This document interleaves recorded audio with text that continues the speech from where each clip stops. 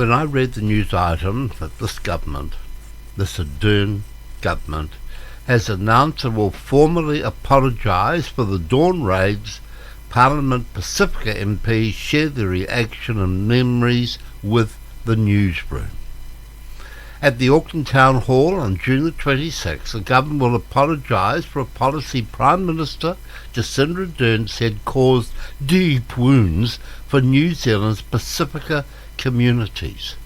The dawn raids of the 1970s saw police action against Pacifica in search of overstayers, including late night or early morning operation in family homes. Ardern said almost all of the Labour's Pacific MPs had experienced the raids themselves or had a story from their parents. Well, I can assure you, looking at the ages of them, they would have only been kids in nappies when this was happening. So let's just take away all the bullshit and let's get down to the facts. The lefty press and the ones who have even tried to indicate that this dawn raid against Pacifica was that of white privilege. We've even had reporters and writers and news agencies even suggesting that. But the interesting thing is that there was a crackdown on Pacifica people in Auckland. And who started that crackdown? Yes, by the Labour government of Norman Kirk. And then it was continued by Robert Muldoon's national government. Now that is the fact of it. It was brought in by Big Norm Kirk. And why was it brought in by Big Norm Kirk? Was because of the situation that we had found ourselves in.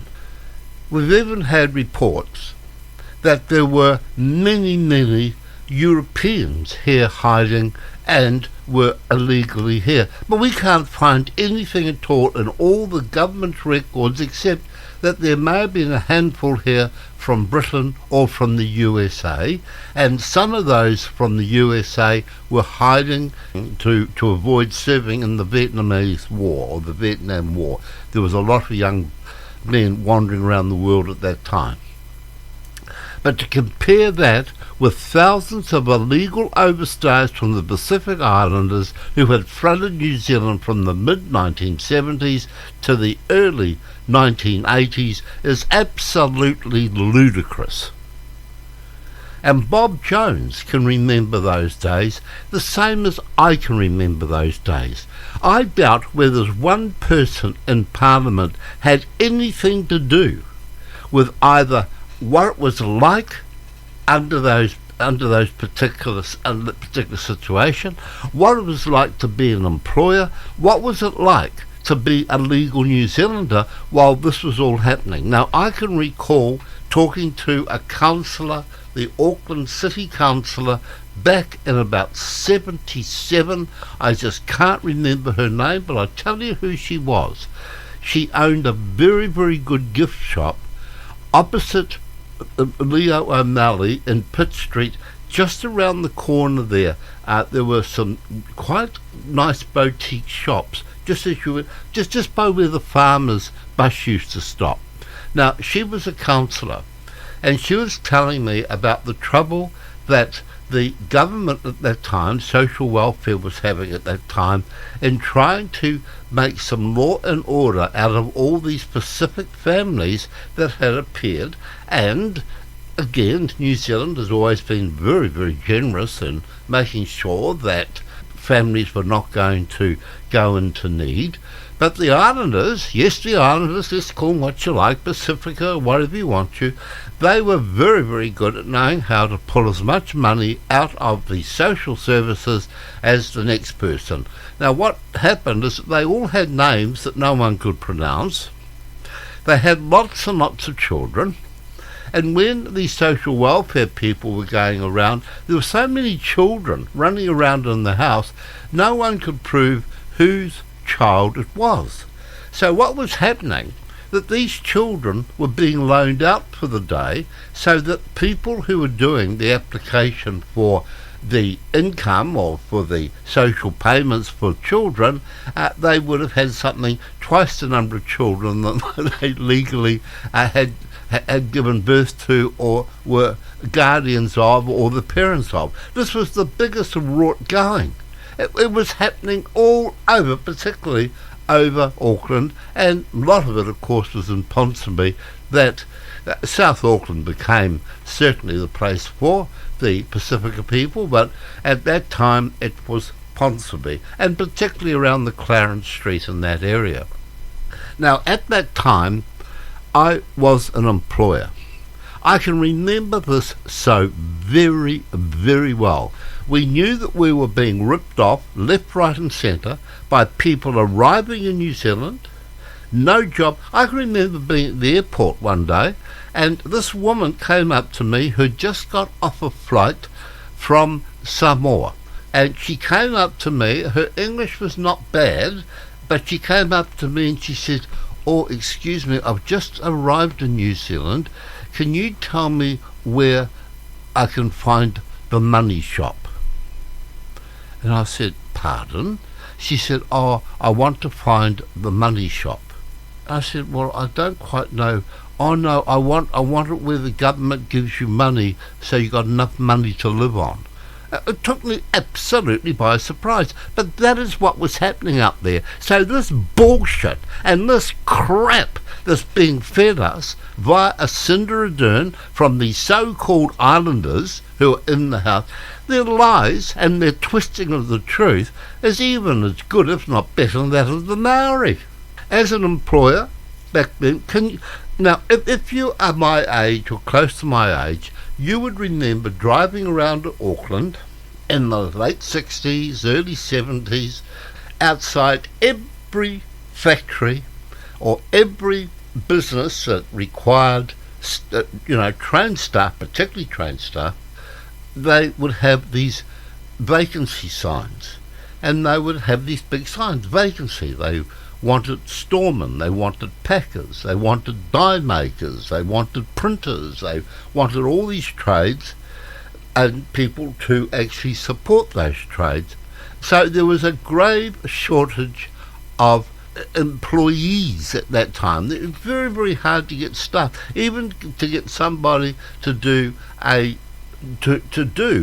very important job, but one that needed to be highly trained for it, and that was working in the warehouse. So what did we get? We got all these islanders coming and looking for jobs. Now, we would not employ them unless they had a visa. Of course we wouldn't employ them. Why would we employ them when there were plenty of people out there like islanders who had visas, and we would employ them? In those days, of course, we had a very powerful government agency that was called the Department of Employment, a government department that had a lot more power and a lot more say than any union or unionists, and they would actually turn up unannounced, and they would want to check all the wage cards that we were paying the staff under their particular description, that we were paying them the right hourly rate, that they were getting the benefits of their holiday pay, etc., etc., etc. They would even go through and they would count that there was enough chairs in the cafeteria for all the staff. They also checked the weight of cartons over a certain height, that they were not over a certain weight. They had terrific power. Yes, you could call it power as well as responsibility. But as far as this overstaying thing goes, the overstayers were the ones who were not particularly that interested in getting too involved in work. Sure, they wanted to work, but I can't recall ever employing any that were not legally here. But there were thousands that were illegally here and milking the system left, right and centre. There used to be a flight coming in from the Cook Islands that used to arrive in Auckland 8 o'clock every Sunday night, and it was always referred to as the Ponsonby Express because it was always half full of not necessarily all Cook Islanders, but And these people were illegally here. They were illegally here. And how dare that these people in Parliament and the other Willy Wonka people who follow this are standing up for them and saying, oh, this was a terrible time. Well, it wasn't a terrible... They were breaking the bloody law, for goodness sake. They were illegally in New Zealand. These people coming down here by the plane load, they were here to milk the system. We knew that they were milking the system exactly the same as Norm Kirk. Labour government had to make a move because New Zealanders were totally pissed off with these people coming into New Zealand and milking the system. And Robert Muldoon simply carried it on, and quite rightly so. And as far as blaming the police, that is so wrong. These lot of wanting an apology for what? For being illegal? Nearly 50 years after the police started a crackdown on Pacifica people in Auckland. That is what these people are saying. The police did no such thing. The so-called dawn raids were aimed not at Pacifica people as claimed by solely at illegal Pacific immigrants. Islanders were legally coming into New Zealand in droves at the time, as Bob Jones points out, and this is how I remember also, nearly 50 years after the police started to crack down on Pacifica people in Auckland. The police did no such thing. The so-called dawn raids were aimed not at Pacifica people as claimed, but solely at illegal Pacific immigrants, of which we had many hundreds of illegal immigrants from the Pacific. And under pressure from the populace of New Zealand, we wanted those overstayers to be removed. If they were within the law, what the hell? Okay, people were wandering around the street at 2 o'clock in the morning. The cops would stop and ask them, okay, oh, you're from the islands. Oh, okay, can you prove that you're here legally? All right? They used to say that they only stopped people because they happened to be islanders. Of course, that would always get stuffed up in these people's minds anyway. Oh, racist. So immigration would get a lead that there were a number of illegal overstayers staying at a particular property. They would then ask the police to give them support. Yes, and they used to call out there at 10 o'clock at night or 2 o'clock in the morning or 6 o'clock in the morning, because when are you going to find them home? You're going to probably find them home there. And that is exactly what happens today. Ask any of the Asian people who happened to come down around about 20 years ago, who didn't really follow all the rules as far as having the visas and what have you. They suffered the dawn raids and the night raids and the afternoon raids exactly the same as any other group of our society who happened to be breaking the law.